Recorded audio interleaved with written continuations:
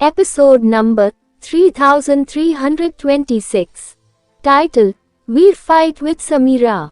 Anderson Saini, वो कमीना, उसने समीरा को फिर से एक ठंडी जानलेवा मशीन बना दिया। क्या उसे नहीं पता कि समीरा काले बालों में सबसे ज्यादा खुश रहती है। वीर जानता था कि एंडरसन सैनी ने समीरा को फिर से सुनहरे बालों वाली समीरा बनाने के लिए कुछ किया है। इससे वह बहुत नाराज था। साथ ही वीर अब खुद को सुरक्षित महसूस नहीं कर रहा था। मिस्टर व्हाइट ने कहा था कि 33 स्काइज में मुझे बुरी किस्मत का सामना करना पड़ेगा। क्या उस मुसीबत का समीरा के आने से कोई लेना देना है? सुनहरे बालों वाली समीरा ने जरा भी भावना नहीं दिखाए, मानो वह उन्हें व्यक्त ही नहीं कर पा रही थी। उसकी आंखें बहुत ठंडी थीं, मानो उसने कुछ देखा ही नहीं। जब उसने वीर की तरफ देखा तो मानो उसका ध्यान उस पर था ही नहीं। समीरा, वीर ने धीरे से उसका नाम पुकारा, लेकिन वह देख सकता था कि समीरा के भावशून्य चेहरे पर कोई फर्क नहीं पड़ा था। वह जानता था कि सुनहरे बालों वाली समीरा उसे उतना पसंद नहीं करती जितना काले बालों वाली समीरा करती है। समीरा का शरीर सोने की आग से लिपटा हुआ था। उसके सुनहरे बाल सीधे थे। वह एक एंजल गॉड से एक डरावनी डेमोनिक वुमन में बदल गई थी। वीर चौंक गया। इस बार सुनहरे बालों वाली समीरा पहले जैसी नहीं दिख रही थी। उसके पास जो शक्ति थी वह अब भी reverse super God spirit body थी जो दुनिया को तोड़ नहीं पाई थी। उसके reverse super God spirit body में वीर को एक जानी पहचानी शक्ति का एहसास हुआ, एक ऐसी शक्ति जो काले क्रिस्टल कवच से काफी मिलती जुलती थी। समीरा ने वीर की तरफ देखा, फिर उसने अपनी बाहें ऐसे उठाई जैसे वह न्याय का कोई तलवार चला रही हो। उसने तुरंत वीर की ओर वार किया। उसकी बाहों से एक सुनहरी लॉ ब्लेड की तरह निकली। जब वह कटी तो मानो सोने की सजा हो। वह अचानक सारे नियम तोड़कर वीर के सिर पर जा गिरी। वीर ने अपनी इंच ग्रे तलवार निकाली और अपने विदेशी युद्ध शरीर का इस्तेमाल किया। इंच ग्रे स्वॉर्ड का ब्लेड समीरा की सुनहरी रोशनी से टकराया। इससे एक भयानक ध्वनि विस्फोट हुआ। वीर ने अपनी इंच ग्रे स्वॉर्ड को कसकर पकड़ लिया, लेकिन उसे पीछे धकेल दिया गया जिससे उसके पैरों ने धरती में 100 मील लंबी खाई खोद दी। उसका चेहरा बदल गया। समीरा, एंडरसन सैनी ने तुम्हारे साथ क्या किया? वह समझ गया कि समीरा ने जो प्रहार किया था वह सिर्फ reverse super God spirit body की शक्ति नहीं थी, उसमें काले क्रिस्टल कवच की शक्ति थी। काले क्रिस्टल कवच की शक्ति के बढ़ने के बावजूद समीरा का reverse super God spirit body दुनिया को तोड़ने में कामयाब नहीं हुआ था, लेकिन उसके पास एक ऐसी युद्ध शक्ति थी जो दुनिया को तोड़ने वाले किसी भी प्राणी से कहीं ज्यादा डरावनी थी। यदि टेल फायर बीस्ट जीवित भी होता तो वह इस शक्ति का सामना नहीं कर पाता। समीरा कुछ नहीं बोली। वह वीर के सामने एक हत्या मशीन की तरह टेलीपोर्ट हुई और उस पर टूट पड़ी।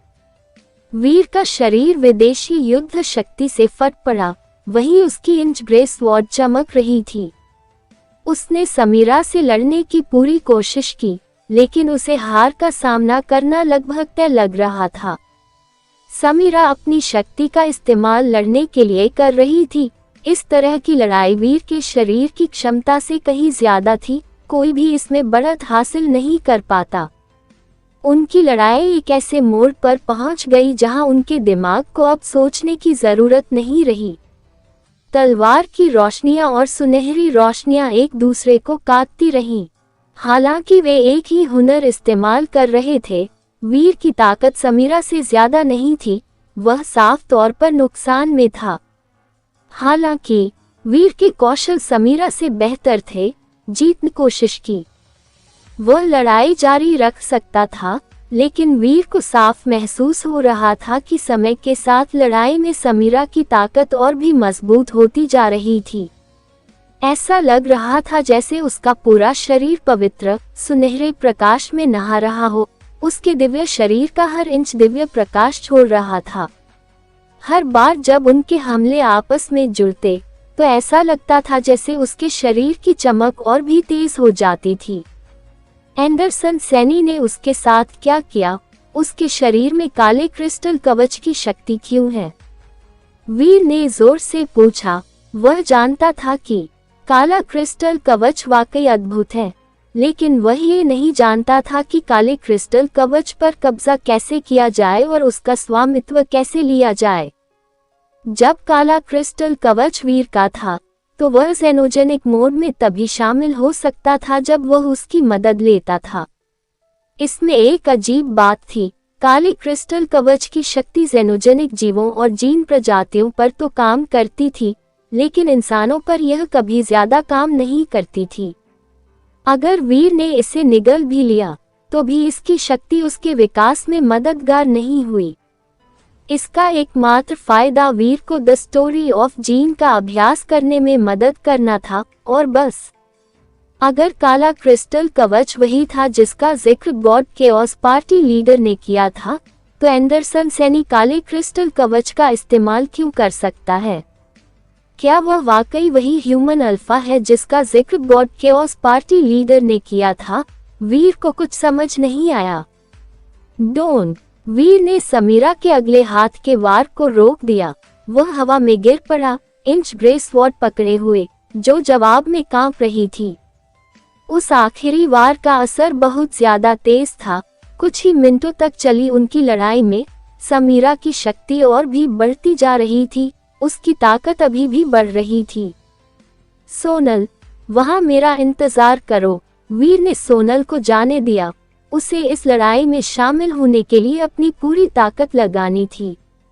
अगर वह ऐसा नहीं करता, तो उस पर आने वाली विपत्ति की भविष्यवाणी सच हो सकती थी। सोनल को वीर ने एक तरफ उछाल दिया। छोटी उड़ने वाली मछली और छोटी बिल्ली उसके साथ चल दिए। सोनल छोटी उड़ने वाली मछली के बड़े वर्जन वाले बॉडी पर सवार होकर छोटी बिल्ली को पकड़े हुए उसे देख रही थी। वीर के दोनों हाथों ने इंच ग्रे स्वॉर्ड का हैंडल पकड़ लिया। उसकी आंखें मानो फैल रही थीं। उसकी आंखों के नीचे पूरी दुनिया अब विभिन्न पदार्थों का मिश्रण थी। उसने अपनी तलवार को चाकू की तरह इस्तेमाल किया और अंडर द स्काई नाइफ कौशल का इस्तेमाल किया। अंडर द स्काई के साथ सब कुछ शतरंज का मोहरा था। वीर ने लड़ाई पर अपनी प्रतिक्रिया देना छोड़ दिया। उसका दिमाग पागलों की तरह घूमने लगा। तलवारें और इंसान, इंसान और जमीन, जमीन और आसमान, सब एक हो रहे थे। खेल में वो इंसान पूरी स्थिति को प्रभावित करने के लिए खुद को एक आधार की तरह इस्तेमाल कर रहा था। वीर का चाकू चलाने का हुनर गड़बड़ लग रहा था। आखिरकार वीर का चाकू समीरा की कमजोरियों पर नहीं चला। उसके निशान और हरकतें अजीब लग रही थीं। एक आम आदमी यही सोचता कि वीर बस मजाक कर रहा है। ये चाकू कौशल 33 स्काइज में था। एंडरसन सैनी 33वें स्काई से ये सब देखते हुए बोला, दिलचस्प चाकू कौशल, लेकिन ये चाकू कौशल केवल एक बार ही रोक सकता है। वह समीरा को नहीं हरा सकता। हमारी दुश्मनी समीरा की भागीदारी से ही सबसे अच्छी तरह सुलझ सकती है। जब वह बात कर रहा था, एंडरसन सैनी की नजर समीरा के बाएं हाथ पर पड़ी। उसने अपनी बाईं छोटी उंगली में एक काले क्रिस्टल की अंगूठी पहनी हुई थी। उससे कोई रहस्यमयी रोशनी निकल रही थी। वीर के हाथ में इंच ग्रे तलवार घूम रही थी। पता नहीं उसने इस दौरान कितनी बार वार किया था। वह अचानक पीछे हट गया और अपनी तलवार को पागलों की तरह आगे की ओर वार करते हुए युद्धभूमि से चला गया। बूम! बर्निंग रेड स्काई की आग भड़क उठी।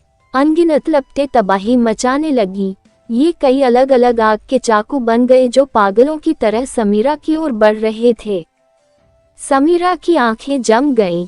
उसकी सुनहरी रोशनी फूट पड़ी, जिससे आग के सारे चाकू सुनहरी रोशनी वाली हवा में बदल गए। लेकिन आग के चाकू बहुत ज्यादा थे। आकाश और धरती आग की नदी बन गए जो बिना रुके समीरा पर बरसते रहे। नष्ट हुए आग के चाकू जल्दी ही वापस लौट आए और समीरा पर लगातार हमला करते रहे।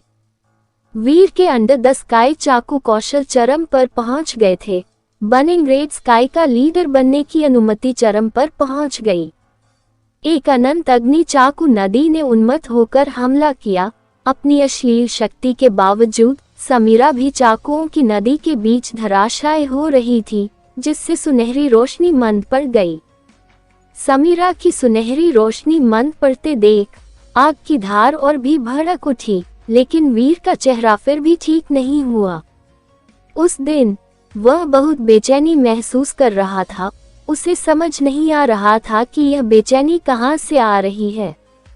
कचचाक, एक तेज छुरी ने समीरा को ले जा रही सुनहरी रोशनी को तोड़ दिया। वह समीरा के कंधे को चीरती हुई आर पार हो गई।